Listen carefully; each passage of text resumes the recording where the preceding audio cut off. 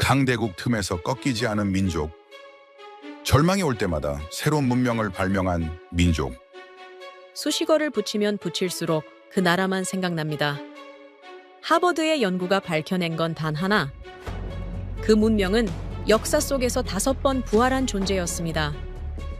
고대의 영토, 고려의 활, 조선의 문자, 산업의 기적, 그리고 AI의 시대, 모두 절망의 끝에서 피어난 새로운 시작이었죠. 그 연구는 문명의 정의 자체를 통째로 바꿔버렸습니다. 하버드 연구진은 그 사회의 구조를 DNA 모델로 분석했고 결과는 충격적이었습니다. 한 세대가 무너질 때마다 다음 세대는 이전보다 더욱 강력한 구조로 재조립되었죠. 그리고 내린 결론은 단 하나. 지구상의 교류축은 이제 미국도 중국도 아닌 그 땅으로 향하고 있다. 이제 학문이 아닌 역사가 묻습니다. 패배로 시작해도 진화로 끝나는 이 문명, 도대체 어떻게 가능한 겁니까? 지금부터 그 놀라운 현장 속으로 들어가 보시죠. 미국에서 날아온 충격적인 이야기. 바로 시작합니다. 그리고 지금 어디에서 시청하고 계신지 댓글로 남겨주세요. 여러분의 이야기도 듣고 싶습니다. 그 전에 잠깐 1초 만에 누를 수 있는 좋아요 버튼을 꾹 눌러주시면 영상 제작에 큰 힘이 됩니다. 그럼 바로 사연 시작하겠습니다. 100일 넘게 매일 아침 새로 피는 꽃, 이 꽃을 아시나요? 척박한 땅에서도 전쟁의 상처 속에서도 절대 죽지 않는 꽃, 바로 무궁화입니다. 오랫동안 문명을 연구하며 수많은 제국의 흥망성쇠를 봤어요. 로마도 무너졌으며 몽골도 사라졌죠. 그런데 말입니다. 이 꽃이 피는 땅만은 달랐습니다. 더욱 놀라운 건 세계사에서 풀리지 않는 미스테리가 있다는 사실인데요. 바로 이 나라 강대국 사이에 낀 작은 나라가 5,000년을 버텼다는 겁니다. 주변국 중 하나인 중국은 12번 왕조가 바뀌었습니다.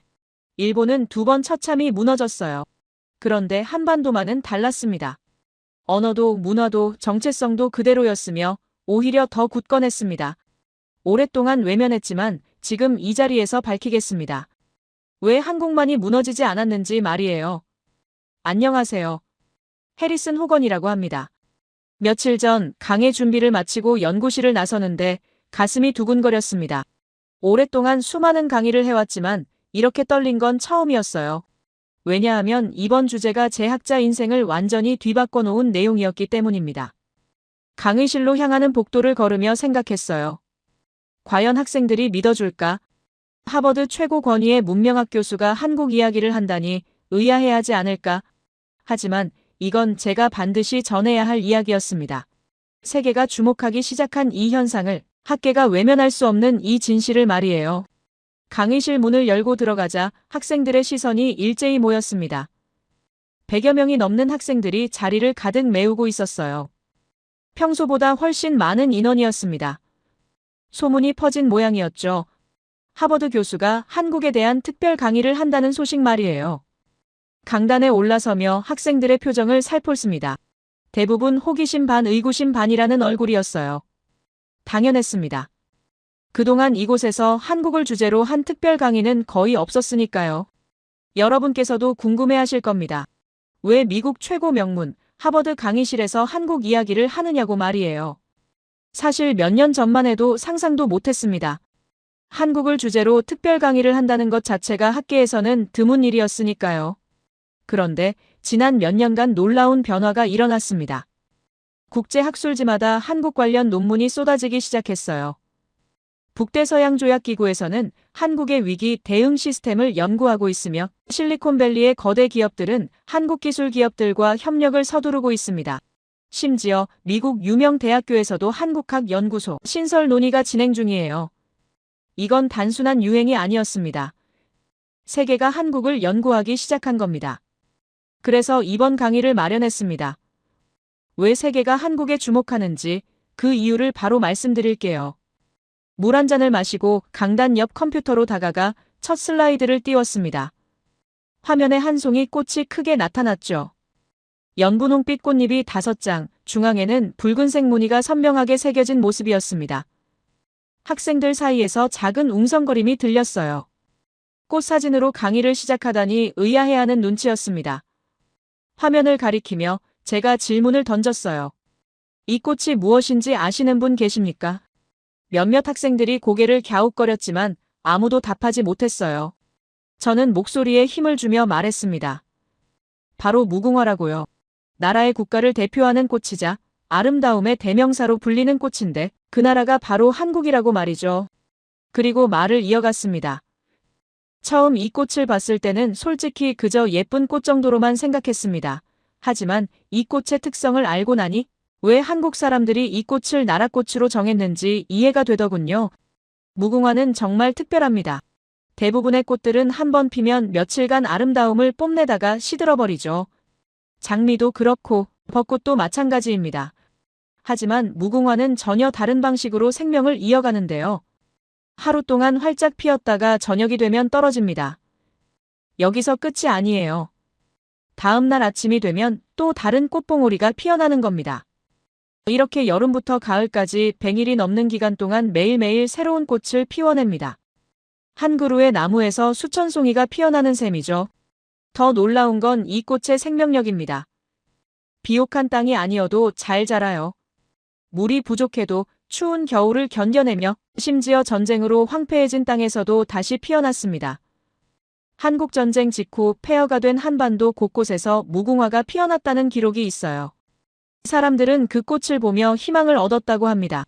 이 나라는 다시 일어날 수 있다는 믿음 말이에요. 그래서 한국 사람들은 이 꽃을 선택했습니다. 단순히 아름다워서가 아니라 이 꽃의 생명력이 자신들의 역사와 너무나 닮아 있었기 때문입니다. 다음 슬라이드를 보여드렸습니다. 이번엔 세계 지도가 나타났어요. 고대 제국들의 영토가 표시된 지도였습니다. 화면을 가리키며 설명을 이어갔습니다. 여러분, 세계사를 돌이켜보면 강대국 사이에 낀 작은 나라들은 대부분 사라졌습니다. 흡수되거나 정복당하거나 아니면 완전히 다른 문화로 바뀌어 버렸죠. 로마 제국 옆의 작은 부족들은 어떻게 됐습니까? 몽골 제국이 휩쓸고 간 중앙아시아 국가들은 어디로 갔습니까? 모두 역사 속으로 사라졌습니다. 언어도 문화도 정체성도 흔적조차 찾기 어려워졌어요. 화면을 바꿔 한반도가 중앙에 크게 표시된 지도를 보여드렸습니다. 위쪽에는 거대한 중국, 오른쪽에는 일본, 북쪽으로는 러시아가 둘러싸고 있는 모습이었어요. 이 지정학적 위치를 보십시오. 상식적으로 이런 곳에서 5,000년을 버틴다는 건 불가능해 보입니다. 실제로 중국만 해도 12번이나 왕조가 바뀌었어요. 수나라, 당나라, 송나라, 원나라, 명나라, 청나라까지 이들은 모두 한반도를 탐냈으며 여러 차례 침략을 시도했습니다. 일본 역시 마찬가지였어요. 2번의 대규모 침략을 감행했죠. 그런데 놀라운 일이 벌어졌습니다. 이 모든 시도가 실패로 돌아갔어요. 단순히 군사적으로 막아낸 것만이 아니었습니다. 더 중요한 건 정체성을 지켜냈다는 사실입니다. 언어를 보십시오. 한국어는 5,000년 전이나 지금이나 똑같은 뿌리를 유지하고 있습니다. 중국의 영향을 받았지만 완전히 다른 문법 체계를 고수했어요. 독자적인 문자까지 만들어냈습니다. 문화도 마찬가지입니다. 유교를 받아들였지만 그들만의 방식으로 재해석했어요. 불교가 들어왔을 때도 기독교가 전파됐을 때도 똑같았습니다. 외부 문화를 흡수하되 자신들의 정체성은 절대 놓치지 않았던 겁니다.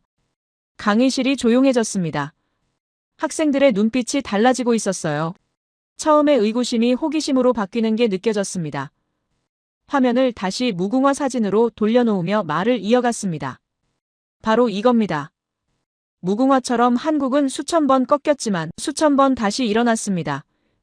매일 새로운 꽃을 피워내듯이 위기 때마다 새로운 방법을 찾아냈어요. 이게 우연일까요? 절대 아닙니다. 이건 우연이 아니라 필연이었어요. 그들에게는 특별한 무언가가 있었던 겁니다. 학생 한 명이 손을 들었습니다. 교수님, 그럼 그 특별함이 정확히 무엇입니까? 좋은 질문이었어요. 바로 그걸 지금부터 하나씩 밝혀나갈 겁니다. 첫 번째는 역사 속에서 발견되는 불굴의 정신력입니다. 을지문덕이라는 장군을 아십니까? 30만 대군을 상대로 싸워 생존자를 2,700명만 남겨놓은 전설적인 승리를 거뒀어요. 이순신 장군은 어떻습니까? 수많은 해전에서 몇 번이고 승리했습니다. 이게 가능했던 이유가 뭘까요? 단순히 전략이 뛰어나서였을까요? 아닙니다. 거기엔 더 깊은 무언가가 있었습니다. 바로 그 이야기를 본격적으로 풀어보겠습니다. 수십 배 많은 적을 어떻게 물리쳤는지 그 전략과 정신력을 함께 들여다볼게요. 여러분이 지금까지 알던 전쟁 이야기와는 완전히 다를 겁니다. 왜냐하면 이건 단순한 승리의 기록이 아니라 한 민족의 DNA를 증명하는 살아있는 증거니까요. 숫자를 슬라이드에 띄웠습니다. 30만 명, 서기 612년 수나라 양제가 고구려를 치기 위해 끌고 온 대군의 숫자였어요. 당시 세계 최강이었던 수나라의 총력전이었습니다. 육군과 수군을 합쳐 100만이 넘는 병력을 동원했다는 기록도 있어요. 그중 30만 명이 평양을 향해 진격했습니다. 고구려는 어땠을까요? 추산되는 병력이 기껏해야 몇만 수준이었습니다. 숫자로만 보면 싸움이 되지 않았어요. 당시 중국 황제는 확신했습니다. 이번엔 고구려를 완전히 무릎 꿇릴 수 있다고 말이에요. 다음 슬라이드를 띄우며 설명을 이어갔습니다. 화면에는 살수라는 강이 표시된 지도가 나타났어요. 지금의 청천강으로 추정되는 곳입니다. 바로 이곳에서 을지문덕이라는 장군이 기다리고 있었어요. 그는 수나라 대군을 일부러 깊숙이 들여보냈습니다. 적들이 지칠 때까지, 보급로가 끊길 때까지, 교만해질 때까지 기다렸던 겁니다. 그리고 살수를 건너는 순간을 포착했어요. 강 상류에 물을 막아뒀다가 한꺼번에 터뜨렸습니다. 물에 휩쓸린 수나라 군사들은 속수무책이었어요. 뒤이어 사방에서 고구려군이 공격을 퍼부었습니다. 결과가 어땠는지 아십니까? 30만 대군 중에서 살아 돌아간 사람이 2,700명이었습니다. 생존율이 1%도 되지 않았어요. 학생들 사이에서 작은 탄성이 터져나왔습니다. 믿기 어렵다는 표정들이었죠. 맞습니다. 전쟁사에서 이런 압도적인 승리는 거의 찾아볼 수 없습니다. 보통 전쟁에서는 병력의 10%에서 30% 정도가 전사하는데 99%가 전멸한 겁니다. 이게 단순히 전략만으로 가능했을까요? 아닙니다. 여기엔 더 깊은 무언가가 작동하고 있었습니다. 수나라는 이 패배 이후 완전히 무너졌습니다. 국력이 소진됐으며 백성들의 원성이 폭발했어요. 결국 왕조 자체가 멸망하는 결과로 이어졌습니다. 한 번의 전투가 제국을 무너뜨린 겁니다. 그만큼 살수대첩의 충격이 컸다는 뜻이에요. 중국 역사서에도 이 전투는 빠짐없이 기록돼 있습니다. 그들에게는 치욕이었지만 역사적 사실이기 때문에 지울 수 없었던 거죠. 화면을 바꿔 바다 지도를 보여드렸습니다. 이번에는 조선시대로 넘어가겠습니다. 서기 1597년 일본이 조선을 침략했어요. 임진왜란입니다. 육지에서는 조선군이 연이어 패배하며 한양까지 함락됐습니다. 나라가 풍전등화의 위기였어요.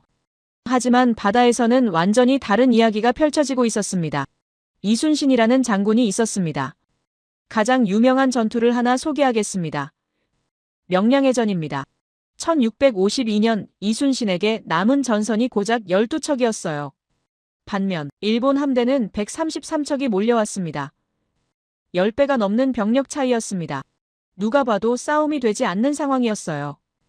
부하 장수들도 조정 대신들도 모두 피하라고 했습니다. 하지만 이순신은 달랐습니다. 명량해협이라는 좁은 물길을 선택했어요. 빠른 물살과 좁은 폭을 이용한 겁니다.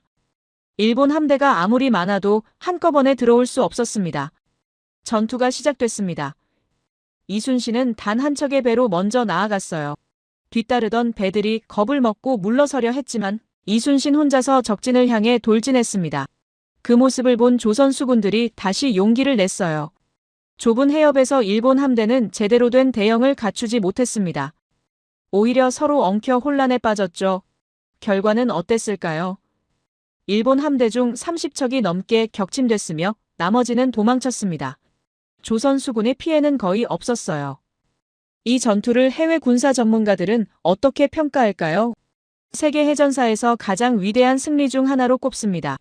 영국의 넬슨 제독과 함께 양대 해군 영웅으로 인정받고 있어요. 심지어 일본 해군 사관학교에서도 이순신의 전략을 연구한다고 합니다. 자신들을 무찌른 장군이지만 그 탁월함을 인정하지 않을 수 없었던 겁니다. 다시 시대를 거슬러 올라가겠습니다. 화면에는 고려시대 지도를 띄웠어요. 서기 1018년 거란족이 세운 요나라가 고려를 침략했습니다. 병력이 10만 명이 넘었어요. 당시 고려로서는 감당하기 어려운 규모였습니다. 그런데 흥미로운 점이 있습니다. 이때 나선 장군이 강감찬인데 원래 무인이 아니었어요. 문신 출신이었습니다. 글을 쓰고 학문을 하던 사람이 전쟁터에 나선 겁니다. 강감찬은 귀주라는 곳에서 요나라 대군을 맞았습니다. 그가 사용한 전략이 놀라웠어요. 강상류에 둑을 쌓아놓고 적군이 도하하기를 기다렸습니다. 요나라 군이 절반쯤 건넜을 때 둑을 터뜨렸어요. 물에 휩쓸린 적들을 향해 일제히 공격했습니다. 10만 대군은 거의 전멸했으며 살아 돌아간 사람이 수천 명에 불과했어요. 이 전투 이후 요나라는 다시는 고려를 넘보지 못했습니다. 여기서 중요한 점이 있습니다. 강감찬 같은 문신이 왜 전쟁에 나섰을까요? 당시 고려는 위기 상황이었습니다. 나라가 무너질 수 있다는 절박함이 있었어요. 신분과 직책을 떠나 모두가 나섰던 겁니다. 이게 바로 한국 역사에서 반복되는 패턴입니다.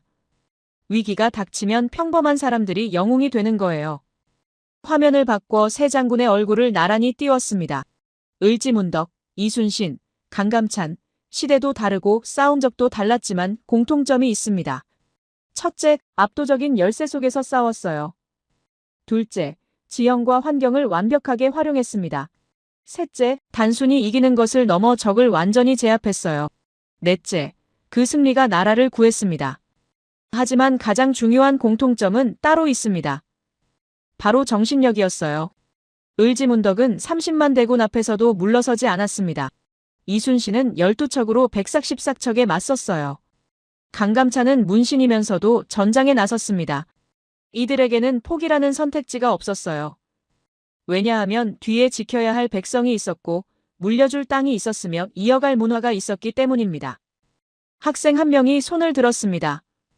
교수님, 그럼 이런 정신력이 어디서 나온 겁니까?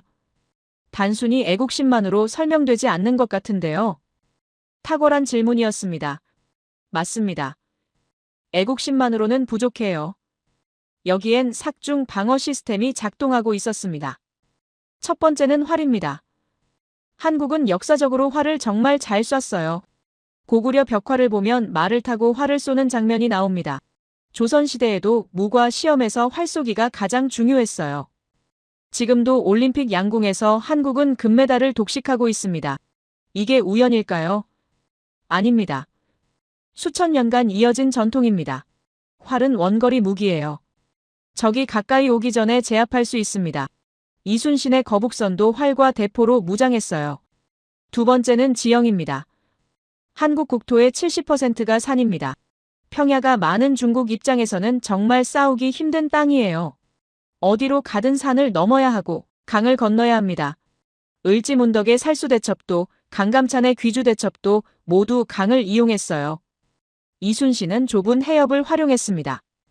지형을 아는 쪽이 압도적으로 유리했던 겁니다. 세 번째는 정체성입니다. 이게 가장 중요합니다. 한국 사람들에게는 우리는 우리다라는 강력한 자의식이 있었어요. 언어가 달랐고 문화가 달랐으며 생활 방식이 달랐습니다. 아무리 강대국이 압박해도 이 정체성만은 절대 포기하지 않았어요. 몽골이 100년 가까이 지배했지만 한국어는 사라지지 않았습니다. 일본이 45년간 식민 지배를 했지만 독립운동을 멈추지 않았어요. 다른 학생이 질문했습니다. 교수님, 그럼 지금도 그 정신력이 살아있습니까? 침묵이 흘렀습니다. 강의실 전체가 조용해졌어요. 천천히 고개를 끄덕이며 대답했습니다. 살아 숨쉬고 있습니다. 그것도 아주 강력하게 말이에요. 다음에 그 증거들을 하나씩 보여드리겠습니다. 현대 한국이 어떻게 그 정신력을 발휘하고 있는지 데이터와 사례로 증명하겠습니다. 을지문덕이 30만 대군을 물리친 정신, 이순신이 12척으로 맞선 용기, 강감찬이 나라를 지킨 헌신, 그 모든 것이 지금도 계속되고 있습니다. 형태만 바뀌었을 뿐이에요. 전쟁터에서 기술 경쟁으로, 칼과 창에서 반도체와 인공지능으로 말입니다. 그런데 말입니다. 이런 역사적 사실들이 과거의 이야기로만 끝났다면 오늘 이 자리에 서 있지 않았을 겁니다. 정말 놀라운 건 지금부터입니다.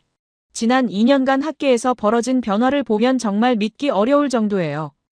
국제 학술지를 펼쳐보면 한국 관련 논문이 급증하고 있습니다. 경제학만이 아니에요. 사회학, 정치학, 심지어 군사학 분야까지 한국을 연구 대상으로 삼고 있어요.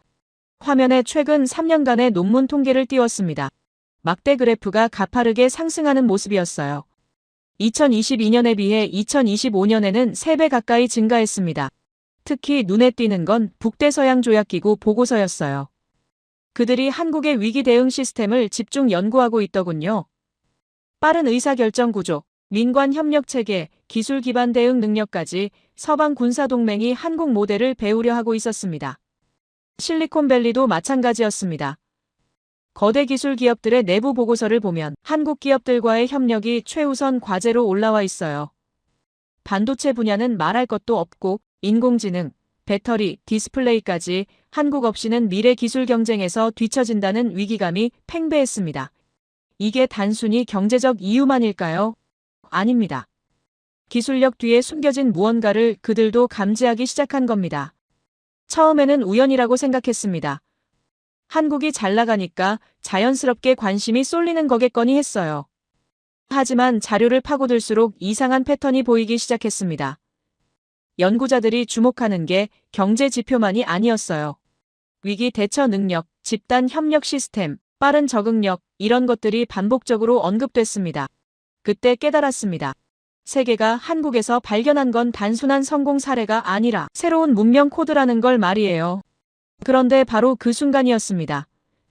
강의실 뒤쪽에서 손이 올라갔어요. 중국에서 온 유학생이었습니다. 장위안이라는 학생이었죠. 그는 또렷한 목소리로 질문을 던졌습니다. 교수님, 한국의 역사적 승리들이 과장된 것은 아닙니까? 중국 역사서를 보면 다른 기록들도 있는데요. 특히 살수대첩 같은 경우 30만 대군이라는 숫자 자체가 과장이라는 연구도 있습니다.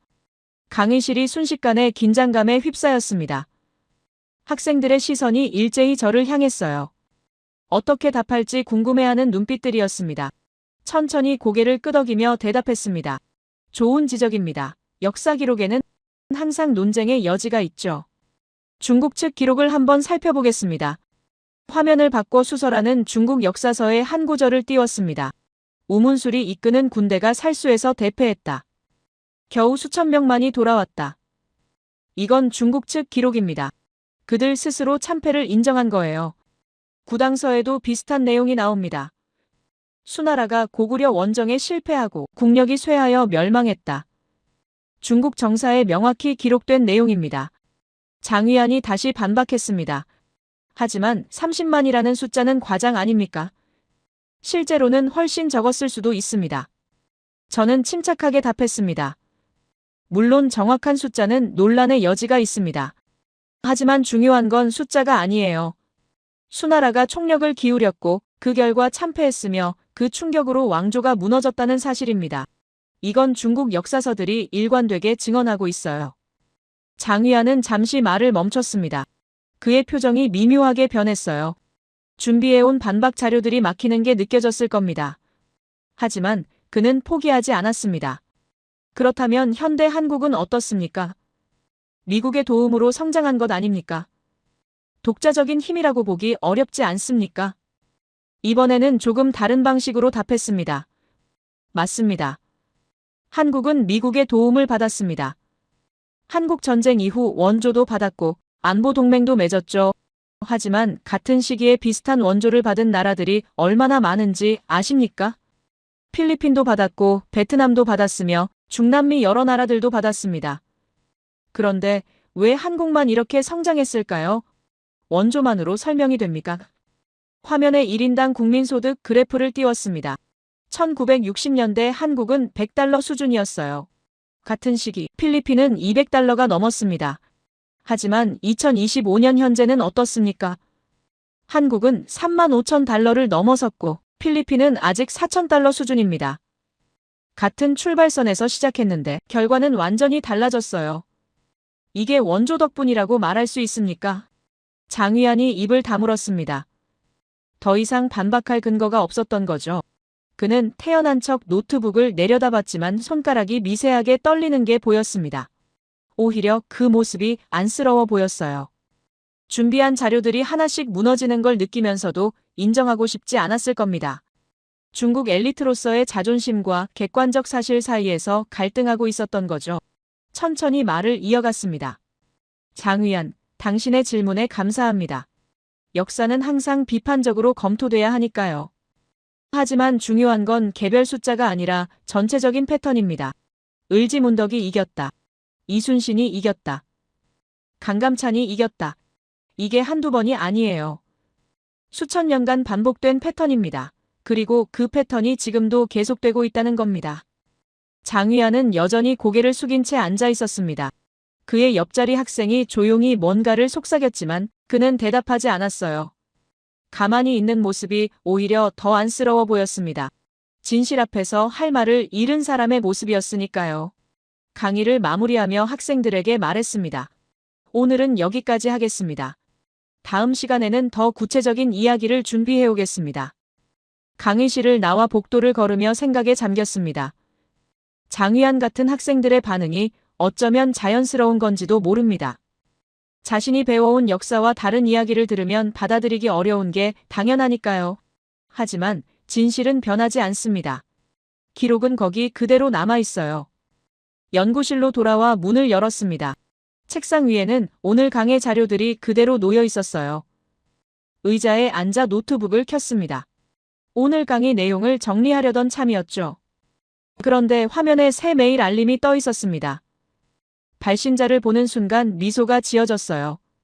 테이크 덜락이었습니다. 테이크 덜락은 오랜 친구였습니다. 정확히는 15년 전 제가 하버드에서 국제경제 세미나를 열었을 때 만났어요. 당시 그는 갓 입사한 신입 기자였고 세미나를 취재하러 왔었죠. 질문이 날카로웠던 게 기억납니다. 다른 기자들은 뻔한 질문만 하는데 그는 본질을 파고들었어요. 그 이후로 가끔 연락을 주고받으며 지냈습니다. 지금은 방송계에서 손꼽히는 경제 전문 기자가 됐어요. 특히 현장 취재에 강하다는 평가를 받고 있었습니다. 메일을 열어봤습니다. 제목이 눈에 들어왔어요. 교수님께 꼭 보여드리고 싶은 한국 현장 자료가 있습니다. 내용을 읽어내려갔습니다. 교수님, 오랜만입니다. 지난 석 달간 한국에서 취재를 마치고 돌아왔습니다. 반도체 공장, 의료 시스템, 기술 기업들을 직접 보고 왔어요. 솔직히 충격적이었습니다. 제가 지금까지 취재한 어떤 나라와도 달랐습니다. 교수님이 최근 한국 관련 연구를 하신다는 소문을 들었습니다. 제 자료가 도움이 될 것 같아서 연락드립니다. 시간 되시면 만나서 이야기 나눌 수 있을까요? 가슴이 뛰기 시작했습니다. 제가 찾던 바로 그것이었어요. 데이터와 논문이 아닌 현장의 목소리, 직접 보고 느낀 생생한 증언 말입니다. 바로 답장을 썼습니다. 테이크, 반갑습니다. 물론입니다. 꼭 만나고 싶습니다. 이틀 후 어떻습니까? 하버드 근처 카페에서 만나죠. 답장은 금방 왔습니다. 완벽합니다. 이틀 후 오전 10시, 교수님이 자주 가시던 그 카페에서 뵙겠습니다. 많은 자료를 준비해 가겠습니다. 특히 영상 인터뷰 자료들이 있는데 교수님이 보시면 놀라실 겁니다. 노트북을 덮으며 창밖을 바라봤습니다. 보스턴의 저녁 하늘이 붉게 물들고 있었어요. 이틀 후면 모든 퍼즐이 맞춰질 것 같았습니다. 역사 속 패턴과 현대의 현실이 하나로 연결되는 순간 말이에요. 테이크가 가져올 이야기가 벌써부터 기대됐습니다. 이틀이 정말 길게 느껴졌습니다. 그동안 테이크가 보낸 자료들을 미리 훑어봤는데 제목만 봐도 심장이 뛰었어요. 한국 반도체 공장의 15분 기적, 의료비 10분의 1의 비밀, 집단 지성이 만든 인공지능 대응 시스템, 하나같이 믿기 어려운 내용들이었습니다. 약속 당일 아침, 평소보다 일찍 연구실을 나섰습니다. 하버드 광장을 지나 익숙한 카페로 향했어요. 이 카페는 10여 년 전부터 자주 오던 곳이었습니다. 조용하고 커피도 괜찮았으면 무엇보다 깊은 대화를 나누기에 좋았어요. 테이크와도 예전에 여기서 여러 번 만났었죠. 카페 문을 열고 들어서니 테이크가 이미 와 있었습니다. 구석자리에 앉아 노트북을 펼쳐놓고 있었어요. 얼굴이 조금 여위어 보였지만 눈빛만은 여전히 날카로웠습니다. 반가운 얼굴에 손을 흔들며 다가갔습니다. 오랜만이네, 테이크. 그도 일어나 악수를 청했어요. 교수님, 정말 오랜만입니다. 목소리에 흥분이 섞여 있었습니다. 자리에 앉자마자 테이크가 말문을 열었습니다. 교수님, 솔직히 말씀드리겠습니다. 한국 가기 전에는 회의적이었어요. 또 하나의 아시아 경제 성공 사례 정도로만 생각했습니다. 삼성 공장 구경하고 K-팝 열풍 취재하고 그런 뻔한 내용이 될 줄 알았어요. 그런데 막상 가보니 완전히 달랐습니다. 이건 데이터가 아니라 현실이었어요. 노트북 화면을 돌려 보여줬습니다. 한 반도체 공장의 영상이 재생됐어요. 첫 장면부터 놀라웠습니다. 공장 규모가 어마어마했어요. 축구장 수십 개를 합쳐놓은 크기였습니다. 테이크가 설명을 이어갔습니다. 이 공장을 취재하던 날이었습니다. 갑자기 생산 라인에 문제가 생겼어요. 미국 공장이었다면 아마 생산을 전면 중단하고 긴급 회의부터 소집했을 겁니다. 최소 몇 시간은 걸렸을 거예요. 그런데 한국은 달랐습니다. 영상 속에서 현장 직원들이 빠르게 움직이기 시작했어요. 누가 지시하지 않았는데도 각자 자기 위치에서 할 일을 알고 있었습니다. 엔지니어가 달려왔고 관리자가 합류했으며 심지어 다른 라인 직원들까지 모여들었어요. 마치 하나의 생명체처럼 움직였습니다. 테이크가 손목시계를 가리키며 말했습니다. 15분입니다. 교수님, 문제 발생부터 해결까지 딱 15분 걸렸어요. 믿기 어렵다는 표정을 지었을 겁니다. 테이크가 고개를 끄덕이며 계속 말했습니다. 저도 처음엔 못 믿었습니다. 그래서 공장장에게 물어봤어요. 어떻게 이렇게 빠를 수 있냐고. 그분이 뭐라고 답했는지 아십니까? 우리는 이런 상황을 위기가 아니라 기회라고 부릅니다. 모든 직원이 문제 해결 훈련을 받았고 인공지능이 과거 데이터를 학습해서 최적 해법을 제시하며 무엇보다 현장의 판단을 신뢰한다고 했습니다. 다음 영상으로 넘어갔습니다. 이번에는 병원이었어요. 테이크가 설명했습니다. 사실 이 부분은 개인적인 경험입니다. 취재 중에 과로로 쓰러졌어요. 가슴이 답답하고 숨이 가빠지더군요. 구급차가 얼마나 빨리 왔는지 아십니까? 7분입니다. 미국에서는 상상도 못할 속도예요. 더 놀라운 건 그 다음이었습니다. 병원 응급실 영상이 나왔습니다. 의료진이 체계적으로 움직이고 있었어요. 테이크가 계속 이야기했습니다. 구급대원들이 이미 병원과 실시간으로 소통하고 있었습니다. 제 심전도 데이터가 전송되고 있었어요. 병원 도착하자마자 의사가 대기하고 있었고 검사가 바로 진행됐습니다. 심전도, 혈액검사, 엑스레이 촬영까지 1시간 안에 모두 끝났어요. 진단 결과도 바로 나왔고 처방도 즉시 나왔습니다. 그리고 퇴원할 때 청구서를 받았는데 테이크가 잠시 말을 멈췄습니다. 눈빛이 진지해졌어요. 교수님, 미국에서 같은 치료를 받았다면 최소 5,000달러는 나왔을 겁니다. 그런데 한국에서는 500달러였습니다. 10분의 1이에요. 품질은 세계 최고 수준인데 비용은 10분의 1. 이게 어떻게 가능한 겁니까? 답을 찾으려 여러 의료진을 인터뷰했습니다. 테이크가 다른 영상을 재생했어요. 한 의사가 화면에 나타났습니다. 의사의 목소리가 들렸습니다. 우리 시스템은 효율성과 인간미를 동시에 추구합니다. 최첨단 기술로 진단 시간을 줄이지만 환자와의 대화 시간은 절대 줄이지 않습니다. 건강보험 시스템이 잘 돼 있어서 비용 걱정 없이 치료받을 수 있고 의료진은 환자를 살리는 일에만 집중할 수 있습니다. 테이크가 영상을 멈추고 저를 똑바로 쳐다봤습니다. 교수님, 이건 단순한 시스템 문제가 아니었습니다. 공장에서도 병원에서도 심지어 지하철역에서도 똑같은 패턴을 봤어요. 사람들이 협력하는 방식이 달랐습니다. 마치 유전자에 새겨진 것처럼 위기가 오면 자동으로 모여서 해결하더군요. 다른 자료들도 꺼내 보여줬습니다. 한 스타트업 인터뷰 영상이었어요. 젊은 창업자가 말하고 있었습니다. 우리 팀은 12명입니다. 하지만 문제가 생기면 모두가 자기 역할을 넘어섭니다. 개발자가 마케팅을 도우며 디자이너가 고객 응대를 하고 대표인 제가 청소도 합니다. 이게 당연하다고 생각해요. 다 같이 만드는 회사니까요. 테이크가 노트북을 덮으며 말했습니다. 교수님, 3개월 동안 수십 명을 인터뷰했습니다. 공장 노동자부터 대기업 임원까지, 의사부터 택시기사까지 모두가 똑같은 이야기를 했어요. 혼자서는 안 되지만 함께하면 된다고, 이게 그들의 기본 사고방식이었습니다. 커피잔을 들며 천천히 말했습니다. 테이크, 자네가 목격한 건 바로 그겁니다. 역사 속 을지문덕의 정신이 지금도 살아 숨쉬고 있는 거예요. 형태만 바뀌었을 뿐입니다. 살수에서 물을 막았던 협력이 지금은 반도체 공장에서 15분 기적을 만들어내고 있습니다. 명량해협에서 12척으로 싸웠던 용기가 지금은 12명 스타트업이 거대 기업에 도전하는 모습으로 나타나고 있어요. 테이크의 눈이 커졌습니다. 그제야 이해가 간다는 표정이었어요. 그래서 제가 느꼈던 게 그거였군요. 단순히 시스템이 좋아서가 아니라 사람들 안에 뭔가 특별한 게 있었던 겁니다. 교수님, 이제 확신할 수 있습니까? 한국이 정말 다르다는 걸 말입니다. 고개를 끄덕였습니다. 확신합니다. 자네가 가져온 증거들이 마지막 퍼즐을 채워줬어요. 이제 학생들에게 보여줄 수 있습니다. 역사가 어떻게 현실이 되는지, 과거의 정신이 어떻게 미래를 만드는지 말이에요. 다음 강의에 함께 참석해 줄 수 있겠습니까? 학생들이 자네 이야기를 직접 들어야 할 것 같습니다. 테이크가 기꺼이 수락했습니다. 물론입니다.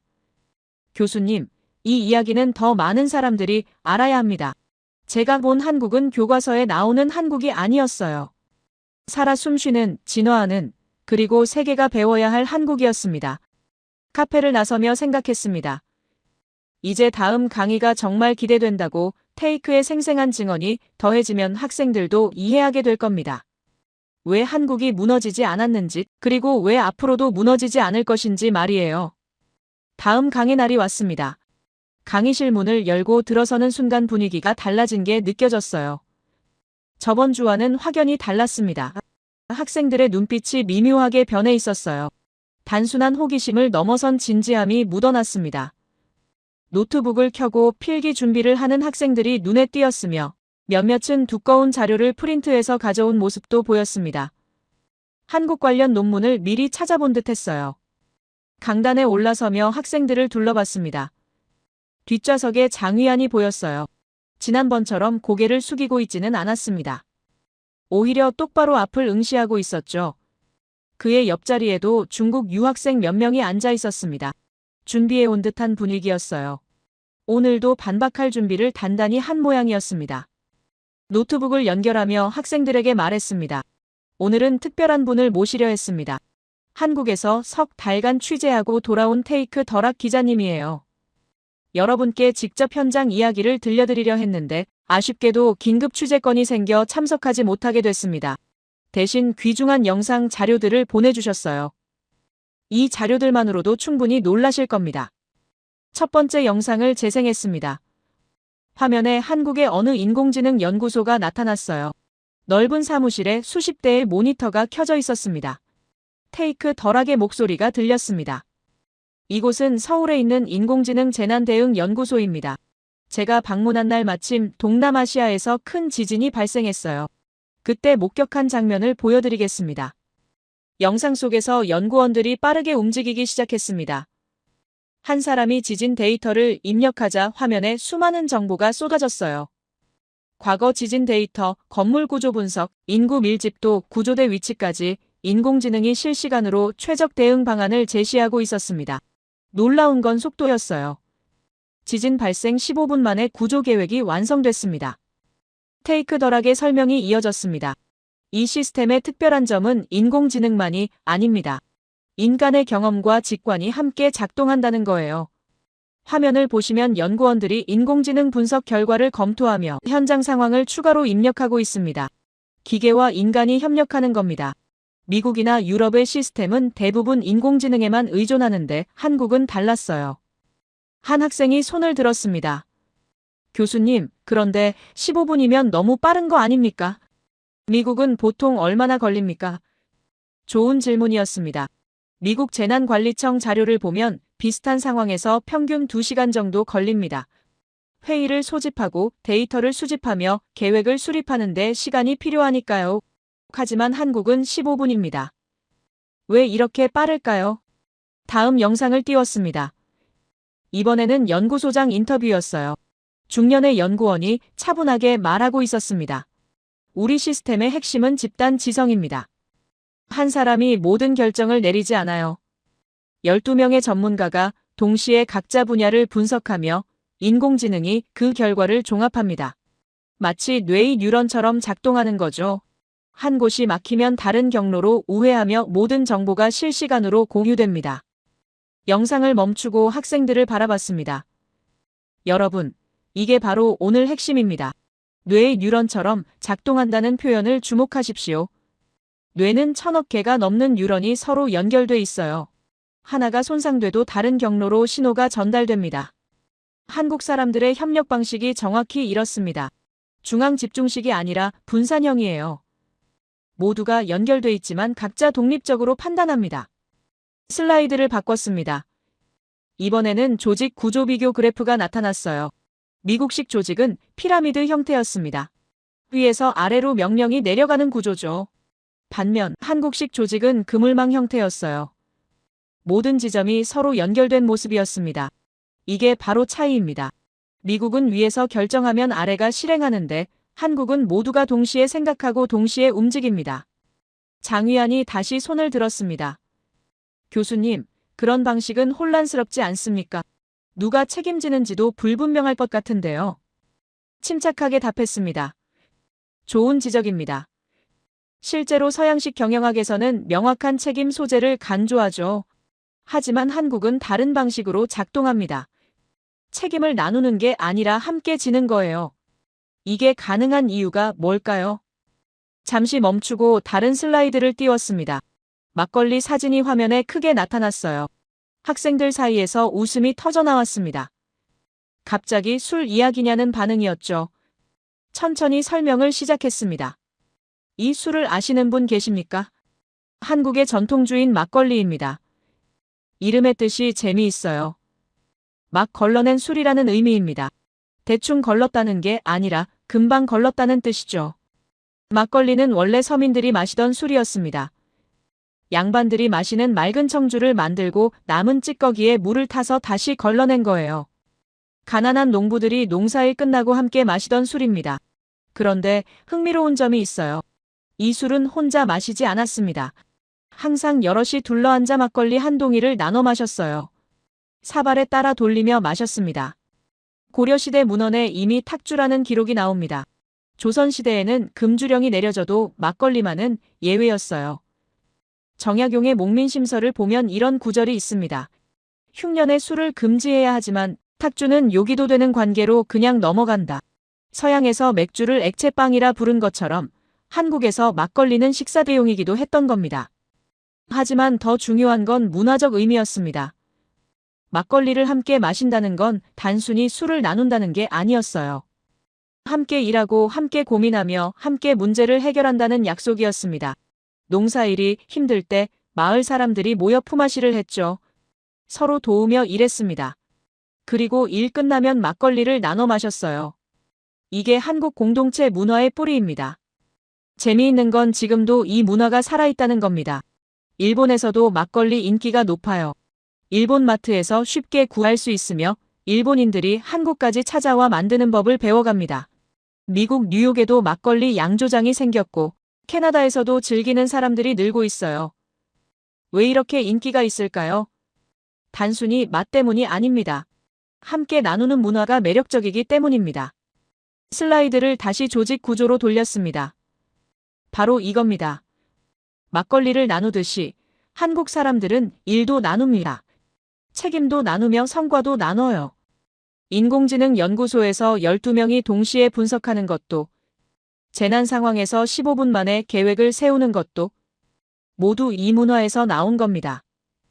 을지문덕이 살수에서 싸울 때도 마찬가지였어요. 장군 혼자 모든 걸 결정한 게 아니라 병사들과 함께 전략을 짰습니다. 이순신 장군도 똑같았습니다. 명량해전 전에 장수들을 모아놓고 의견을 물었어요. 모두가 피하자고 했지만 이순신은 설득했습니다. 강요하지 않았어요. 함께 싸우자고 말했고 결국 모두가 따랐습니다. 이게 한국식 리더십입니다. 명령이 아니라 설득이며 강제가 아니라 합의입니다. 한 학생이 열띤 목소리로 질문했습니다. 교수님, 그럼 이게 정말 가능합니까? 현대 조직에서 모든 사람이 의견을 내면 결정이 늦어지지 않습니까? 웃으며 대답했습니다. 그게 바로 인공지능이 등장한 이유입니다. 과거에는 사람이 모여 회의하느라 시간이 걸렸어요. 하지만 지금은 인공지능이 모든 의견을 실시간으로 종합합니다. 12명의 전문가가 각자 분석하면 인공지능이 3분 만에 최저간을 제시해요. 여기에 역사 속 DNA가 첨단 기술을 만난 겁니다. 강의실이 술렁거렸습니다. 학생들의 눈빛이 달라지고 있었어요. 처음에 회의적인 시선이 점차 확신으로 바뀌는 게 느껴졌습니다. 계속 이어갔습니다. 이건 단순한 경제 기적이 아닙니다. 문명의 진화예요. 수천 년 동안 함께 일하고 함께 나누던 문화가 지금은 인공지능과 결합해서 세계 최고의 효율을 만들어내고 있습니다. 여러 학생들이 동시에 손을 들었습니다. 질문이 폭발했어요. 이런 시스템을 우리도 배울 수 있습니까? 한국 기업에 취업하려면 어떻게 해야 합니까? 한국어를 배워야 할까요? 웃음이 나왔습니다. 이렇게 열띤 반응은 처음이었어요. 시계를 보니 강의 시간이 거의 끝나가고 있었습니다. 하지만 오늘은 더 중요한 이야기를 해야 할 것 같았어요. 학생들의 눈빛이 그걸 원하고 있었습니다. 잠시 생각하다가 결정했습니다. 오늘은 조금 더 이어가겠습니다. 여러분이 궁금해하는 부분을 바로 다뤄볼게요. 바로 신뢰에 대한 이야기입니다. 다음 슬라이드를 띄웠습니다. 화면에 나토 연합 로고가 나타났어요. 학생들 사이에서 웅성거림이 들렸습니다. 왜 갑자기 군사동맹 이야기냐는 반응이었죠. 천천히 설명을 시작했습니다. 지난 2년간 나토 연합에서 흥미로운 변화가 있었습니다. 무기 구매 패턴이 달라졌어요. 전통적으로 미국이나 독일 무기를 선호했는데 최근 한국산 무기 주문이 급증하고 있습니다. 구체적인 숫자를 보여드리겠습니다. 화면에 그래프가 나타났어요. 2022년 대비 2025년 한국산 방산 수출이 3배 이상 증가했습니다. 특히 폴란드가 한국 전차와 자주포를 대량 구매했어요. 가격 때문이었을까요? 아닙니다. 독일이나 미국 제품보다 비싼 경우도 있었습니다. 그럼 왜 한국을 선택했을까요? 폴란드 국방부 장관의 발언을 인용하겠습니다. 화면에 텍스트가 떴어요. 한국은 약속을 지키는 나라입니다. 납기를 어기지 않으며 기술 이전도 투명하게 진행합니다. 우리가 원하는 건 단순히 무기가 아니라 신뢰할 수 있는 파트너입니다. 바로 이겁니다. 신뢰예요. 세계가 한국을 선택하는 이유는 가격이 아니라 약속을 지키는 문화 때문입니다. 실리콘밸리도 마찬가지입니다. 다음 슬라이드를 보시겠습니까? 미국 주요 기술 기업들의 한국 기업 협력 건수가 나타났어요. 지난 3년간 2배 이상 증가했습니다. 반도체만이 아니에요. 인공지능, 배터리, 디스플레이까지 한국 기술 없이는 제품을 만들 수 없는 상황이 됐습니다. 흥미로운 건 계약 이행률입니다. 국제신용평가기관 자료를 보면 한국 기업들의 계약 이행률이 98%입니다. 세계 최고 수준이에요. 미국은 92%, 중국은 85% 수준입니다. 납기를 어기지 않고 품질을 보장하며 약속한 대로 기술을 이전합니다. 이게 한국의 경쟁력입니다. 바로 그때였습니다. 뒷좌석에서 장위안이 손을 들었어요. 표정이 심각했습니다. 교수님, 잠깐만요. 제가 최근 자료를 하나 발견했는데 한국 기업들이 계약을 위반한 사례도 있습니다. 화면에 띄워도 되겠습니까? 학생들의 시선이 일제히 그쪽으로 쏠렸어요. 고개를 끄덕였습니다. 물론입니다. 보여주십시오. 장위안이 노트북을 열어 자료를 프로젝터에 연결했어요. 화면에 중국어로 된 보고서가 나타났습니다. 이건 중국 상무부 보고서입니다. 한국 기업이 중국과의 계약을 일방적으로 파기한 사례가 여러 건 기록돼 있어요. 신뢰할 수 있는 나라라는 주장과 모순되지 않습니까? 강의실이 조용해졌습니다. 학생들이 숨죽이며 제 반응을 기다리고 있었어요. 천천히 그 자료를 살펴봤습니다. 확대해서 날짜를 확인했어요. 이 사례들이 언제입니까? 장위안이 답했습니다. 2022년에서 2023년 사이입니다. 고개를 끄덕이며 침착하게 설명했습니다. 맞습니다. 그 시기에 그런 일이 있었어요. 하지만 맥락을 봐야 합니다. 그때 중국이 뭘 했는지 아십니까? 한국 기업들의 기술 강제 이전을 요구했습니다.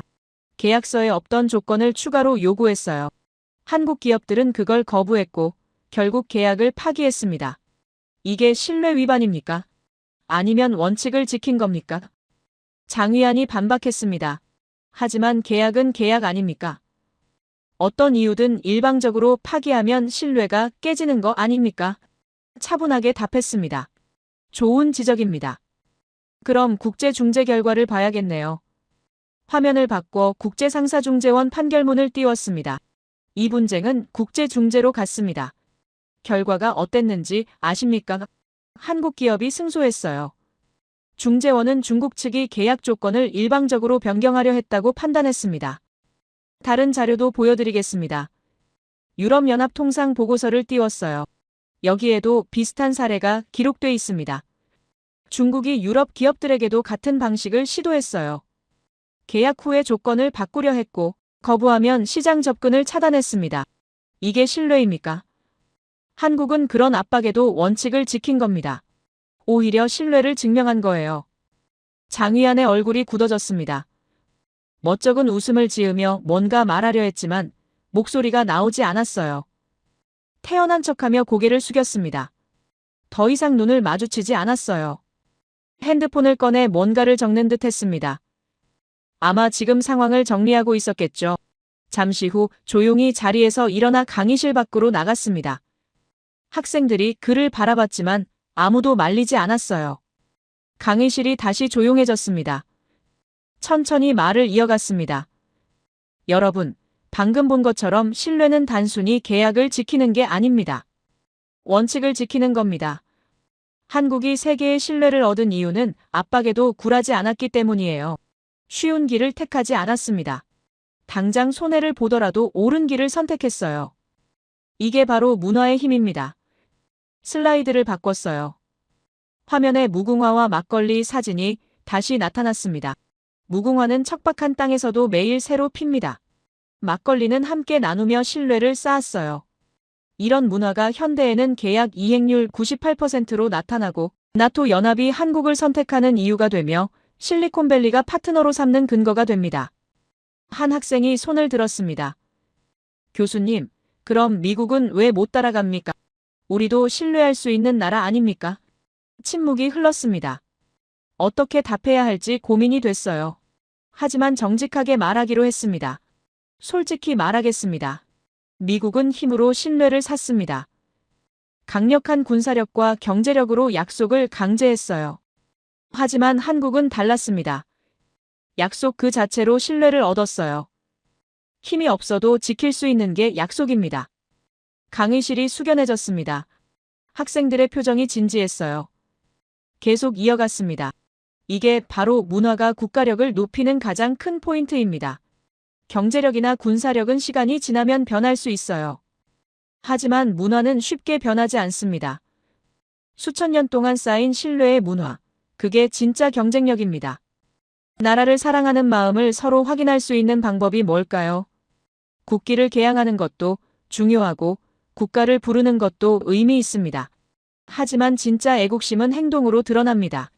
약속을 지키고 원칙을 지키며 함께 협력하는 그게 나라를 사랑하는 진짜 방법이에요. 한국은 그걸 눈에 띄게 보여주고 있습니다. 다시 나토 연합 자료로 돌아갔습니다. 폴란드만이 아니에요. 노르웨이도 한국 방산 기업과 계약했으며 호주도 한국 잠수함 기술을 도입했습니다. 이들이 한국을 선택한 이유를 보면 공통점이 있어요. 납기 준수, 기술 이전 투명성, 사후 관리 책임감 모두 신뢰와 관련된 항목들입니다. 실리콘밸리 사례도 마찬가지입니다. 한 미국 기술 기업 임원의 인터뷰를 보면 이런 말이 나옵니다. 한국 기업들은 약속한 날짜에 제품을 납품합니다. 품질 문제가 생기면 즉시 해결하며 추가 비용을 요구하지 않습니다.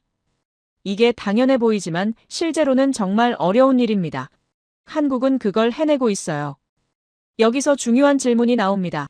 왜 한국만 이렇게 할 수 있을까요? 시스템이 좋아서일까요? 부분적으로 맞습니다.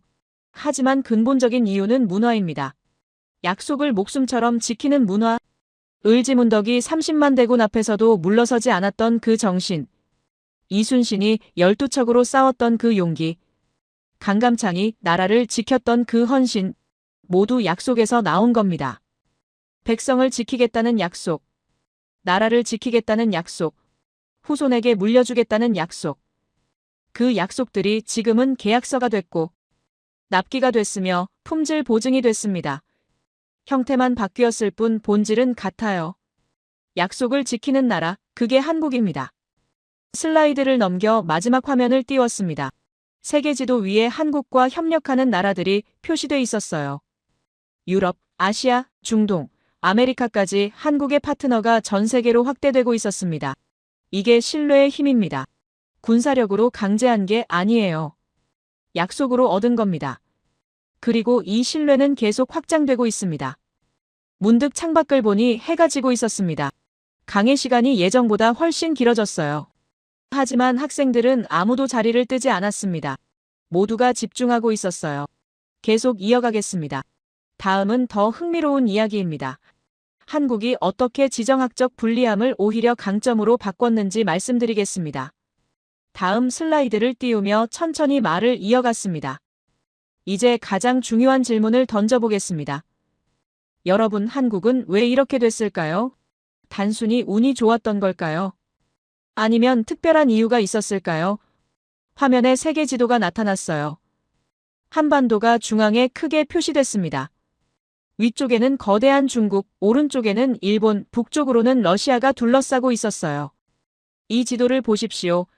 상식적으로 생각해보면 이건 최악의 위치입니다. 강대국들 사이에 낀 작은 땅이에요.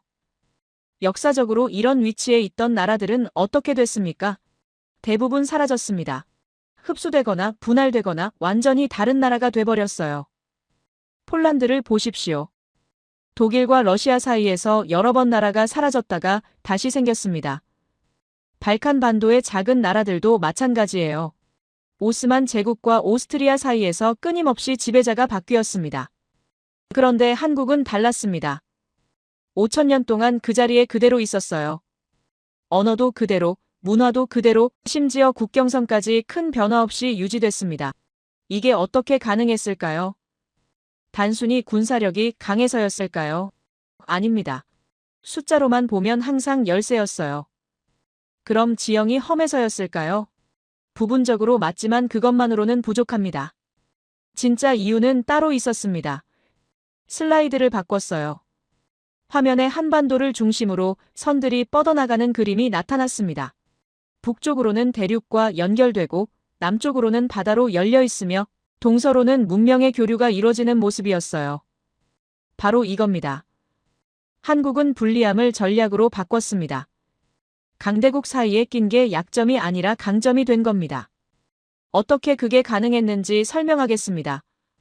한국은 중국 문명을 받아들였지만 그대로 복사하지 않았어요. 유교를 배웠지만 한국식으로 재해석했습니다. 한자를 썼지만 독자적인 한글을 만들었어요. 일본과도 교류했지만 정체성은 지켰습니다. 서양 문물이 들어왔을 때도 마찬가지였어요. 받아들이되 자기 것으로 소화했습니다. 이런 능력이 어디서 나왔을까요? 바로 위치 때문이었습니다. 강대국 사이에서 살아남으려면 두 가지 선택지가 있어요. 하나는 완전히 닫히는 겁니다. 외부를 차단하고 고립되는 거죠. 다른 하나는 모든 걸 받아들이며 스스로를 잃는 겁니다. 하지만 한국은 제3의 길을 찾았어요. 열되 선택적으로 받아들이고 교류하되 정체성은 지키는 방식이었습니다. 이게 바로 지정학적 역설입니다. 불리한 위치가 오히려 특별한 능력을 만들어낸 거예요. 강대국들의 압박 속에서 외교 감각이 발달했으며 끊임없는 위협 속에서 위기 대응 능력이 생겼고 문화적 충돌 속에서 융합 능력이 키워졌습니다. 이 모든 게 지금 한국의 경쟁력이 됐어요. 현대를 보십시오. 한국은 미국과 동맹을 맺고 있지만 중국과도 교역합니다. 일본과는 역사 갈등이 있지만 경제 협력을 합니다. 유럽과도 긴밀히 협력하며 중동에도 진출했어요. 어느 한쪽에 완전히 기울지 않습니다. 모두와 관계를 유지하면서도 독자적인 길을 갑니다. 이게 수천 년간 훈련된 능력입니다. 특히 주목할 점이 있습니다. 한국은 명확한 성격을 보여줍니다. 조용하지만 단호해요. 크게 떠들지 않으면서도 세상을 바꾸고 있습니다. 말이 아니라 행동으로, 선언이 아니라 결과로 보여줍니다. 반도체를 만들고 배터리를 개발하며 문화 콘텐츠를 만들어냅니다. 변화를 직접 몸으로 보여주는 겁니다. 이런 모습이 왜 중요할까요? 세계가 지금 혼란스럽기 때문입니다. 강대국들이 자기 이익만 챙기며 작은 나라들은 어느 편에 설지 고민하고 있어요. 이런 상황에서 한국은 다른 길을 제시합니다. 힘으로 밀어붙이지 않고 약속으로 신뢰를 쌓으며 협력으로 성장하는 모델을 보여주는 거예요. 나라가 있어야 국민이 있습니다. 이게 한국 사람들이 역사에서 배운 교훈이에요. 나라를 잃으면 모든 걸 잃는다는 걸 경험했습니다. 일제강점기 35년 동안 이름도 빼앗기고 언어도 금지당했으며 문화도 말살당할 뻔했어요. 그 고통을 겪었기에 나라의 소중함을 압니다. 그래서 위기가 오면 모두가 나섭니다. 개인의 이익보다 공동체를 먼저 생각하는 겁니다. 하지만 더 중요한 건 그 다음입니다. 나라를 지키는 이유가 뭘까요? 결국 모두가 원하는 건 평화입니다. 전쟁 없이 살고 싶고 성장하고 싶으며 함께 번영하고 싶은 겁니다. 한국이 보여주는 건 바로 이거예요.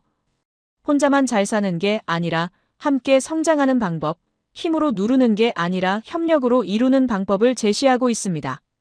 슬라이드를 넘겼습니다. 화면에 한국이 참여한 국제협력 프로젝트 목록이 나타났어요.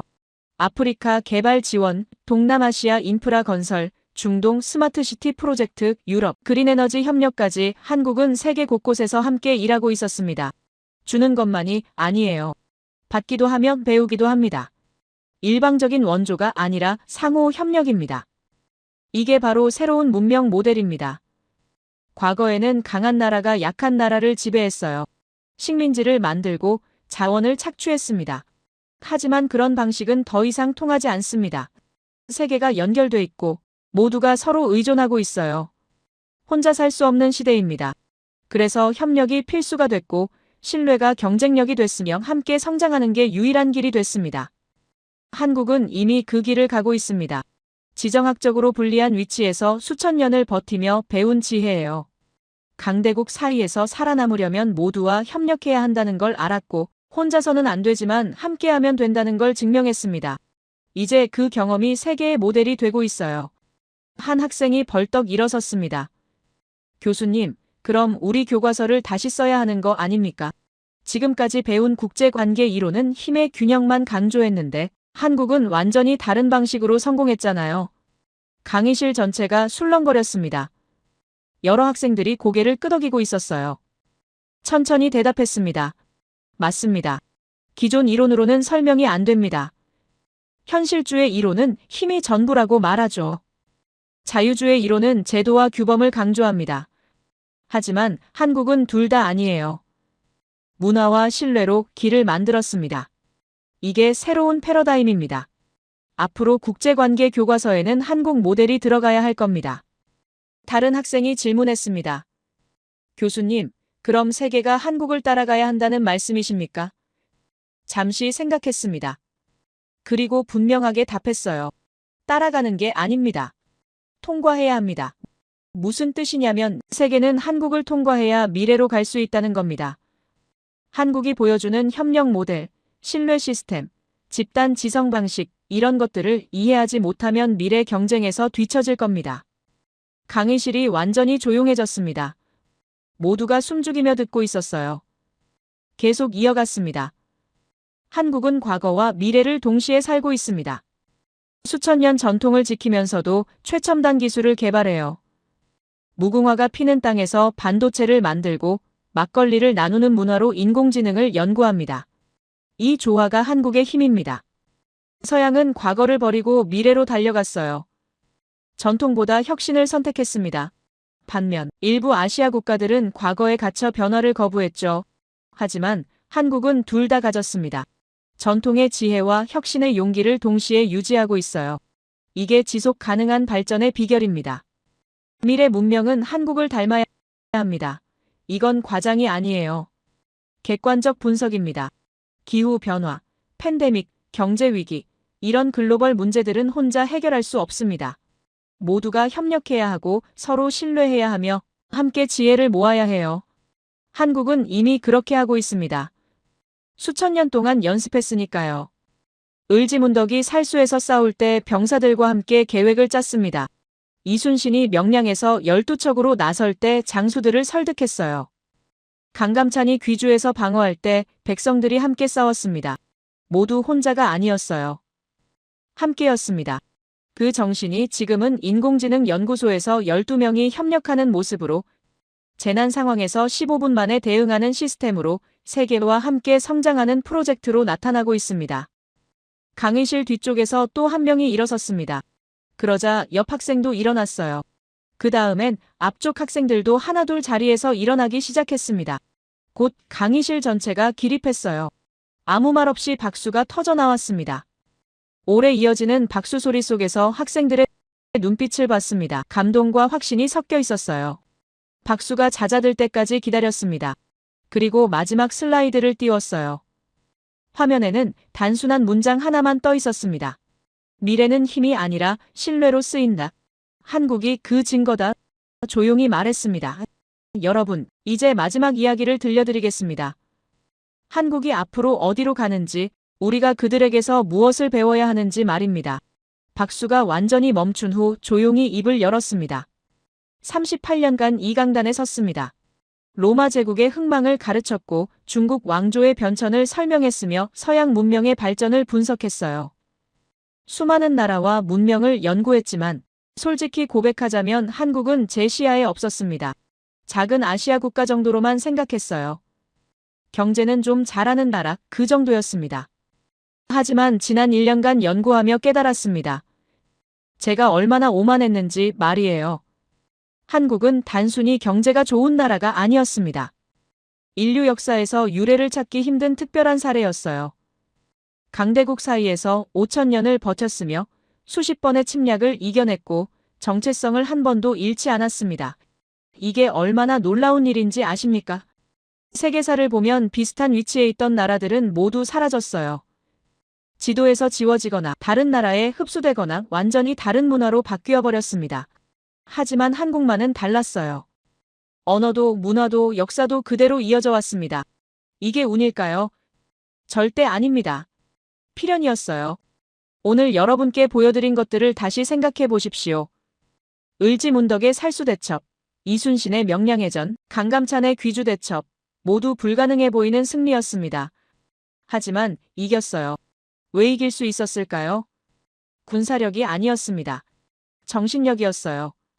함께 싸우겠다는 약속, 백성을 지키겠다는 헌신, 나라를 물려주겠다는 책임감이었습니다. 현대로 넘어와도 마찬가지입니다. 인공지능 연구소에서 15분 만에 재난 대응 계획을 세우는 것, 반도체 공장에서 15분 만에 문제를 해결하는 것, 나토 연합이 한국 무기를 선택하는 것, 실리콘밸리가 한국 기업과 협력하는 것, 모두 같은 이유입니다. 신뢰와 협력, 그리고 약속을 지키는 문화 때문이에요. 여기서 중요한 깨달음이 있습니다. 물질적인 것보다 눈에 보이지 않는 게 더 강한 법입니다. 군사력은 숫자로 측정할 수 있어요. 경제력도 통계로 나타낼 수 있습니다. 하지만 신뢰는 어떻습니까? 문화는 어떻고 정신력은 어떻습니까? 숫자로 나타낼 수 없지만 가장 강력한 힘입니다.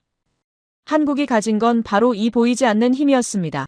무궁화처럼 다시 피어나는 생명력, 막걸리처럼 함께 나누는 공동체 정신, 약속을 목숨처럼 지키는 문화, 이런 것들은 돈으로 살 수 없고 무력으로 빼앗을 수 없으며 하루아침에 만들 수 없습니다.